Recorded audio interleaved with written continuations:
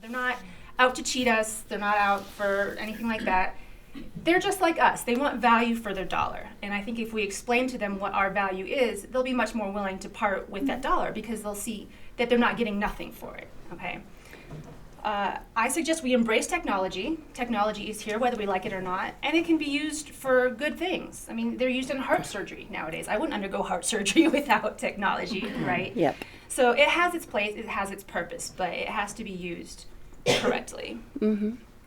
Well, and I would add to that. I mean, I think that the technology is here, and a lot of people are afraid. You keep hearing about, and we've been hearing for 30 years or for forever that MT is going to take over, and we're going to lose our jobs, and nobody's lost their jobs so far, and I don't think we're going to. And I think that, but the technology is here. People are in it. It is getting better, and people are expecting it to be used where it is appropriate to be used. And so I think what we really need to do, rather than looking at this technology and fearing this technology, is embracing this technology and seeing how we can influence how the technology is developed, how the technology is used, and how we ourselves can acquire the skills that we need to use this technology ourselves, and the skills that are needed to do, instead of saying this MT is going to take away my job, develop the skill as a post editor and learn how to do that, and turn that technology into something that you can do as a skill yourself, as a service that you can sell yourself, to add to this, your sort of toolbox of things, of services that you can offer and things that you can do,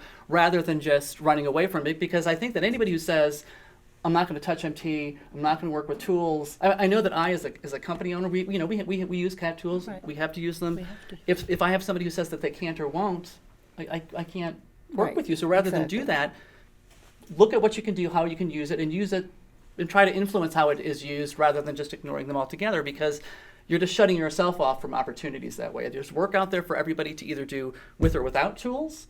You can make your decision whether you now want to use the tools or not, but to my mind, why cut yourself off from more work? You sort of add to what you can do and the services you can offer, and you'll get yourself more business, I think. And I think an important part is also that we talk to our clients. I think client education is key. Explain to the clients what the tools are helping us with.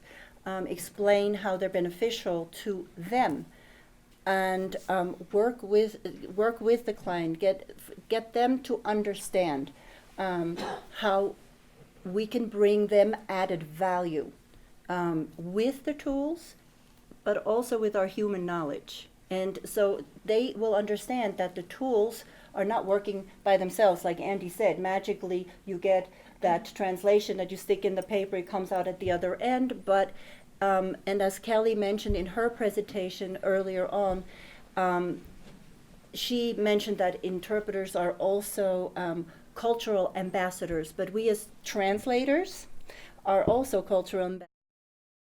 There's a lot of cultural consulting that goes into the translation process. That is not the part of the machine, though. Right. So we have to show our client that it's working together. Right. And I think as an individual linguist or as a company, there's a responsibility to go towards the client and educate them, because there's way too many misconceptions out there.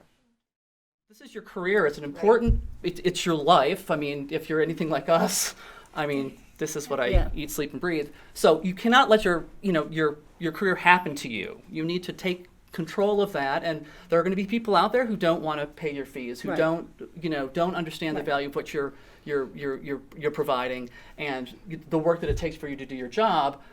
And that's fine. There's other people that can do work for them. Move on to the other people, because you will find people who value quality and value the skills that you have. It's not going to be everybody. But every day more, and I think that's a really cool Well, thing. I think what's important is, one point is that a lot of translators and interpreters, I think, don't recognize their own worth. Yes. Right. We think about how much should we charge? Well, how much does she charge? How much does he charge? That's what I'm going to base it off of.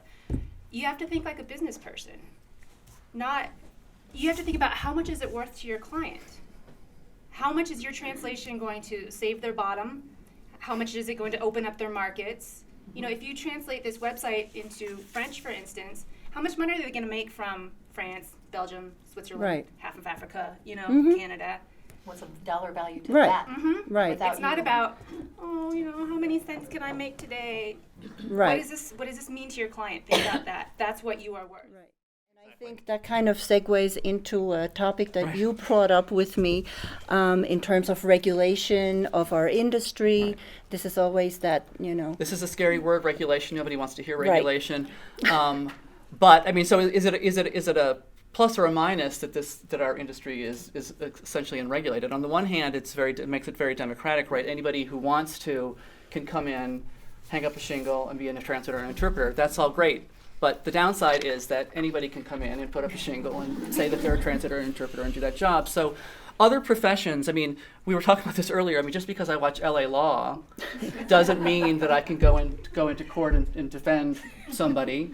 I watch, Right. all however bazillions of seasons of Grey's Anatomy, but that doesn't make me a heart surgeon. So just because you took high school Spanish doesn't make you a translator and interpreter. And so we need to get serious about ourselves in order for us to be taken seriously as a profession. So what does that mean? Does it mean that there's it would be great. A lot of countries have a certification process for their translators and their interpreters. We don't have that broadly. We have different certifications with different organizations that can be helpful, but there's nothing straight across the board. In the state of Colorado, you have to have a license to be a beautician, and you have to jump through all these hoops. To open a barbershop, you have to do this. To be an accountant, whatever. If you Google interpret, if you go to the Dora website and you look for interpreting or translation, it's crickets. There's nothing there.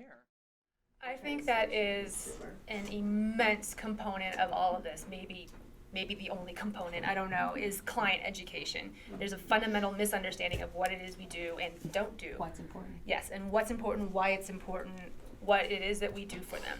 So the $65,000 question is, how do we solve that? And it may be not just funny, but it may be really dangerous. And I think that's, I don't want to pressure people to do things, but maybe it's good to scare them sometimes and say, you could have a multi-million-dollar lawsuit on your hands if you don't use qualified people. That's what happens in other professions too. Absolutely. So that's the good news is we're here to change that, right? Exactly. And to create, I would like to say that we as a panel would like to present this as an opportunity and as a platform to continue. This is not a one-time panel.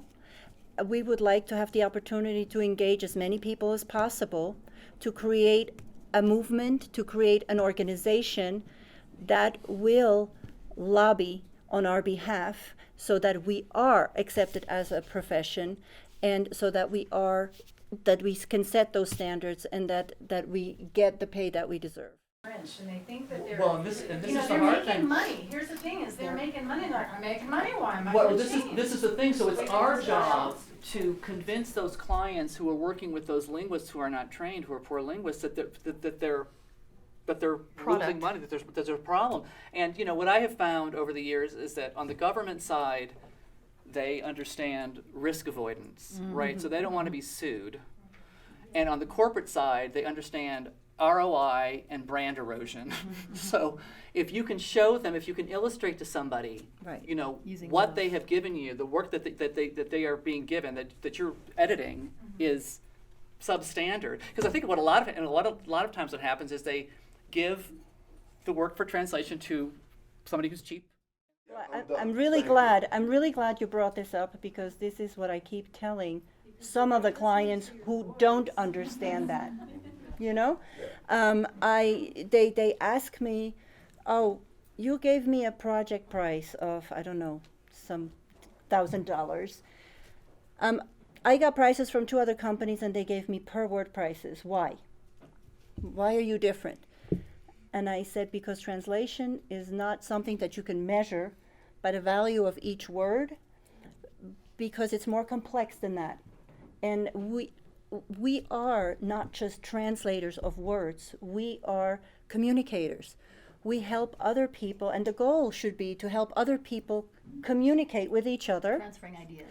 and understanding each other. So what goes into that? not just the word by word. It go there. You have a huge consulting piece in there. You have the cultural aspect in there, and all that knowledge that you have now after certain year of profession, you can bring to the table and tell your client, well, you know, maybe you should change the picture in that brochure. You say, why? Well, you know, if you go to Africa, maybe you shouldn't have white people in there. That is blatant, you know. But there's several things that we bring to the table that clients don't realize. And I'm very happy that you brought that up, and that's a big piece of the whole puzzle, yes.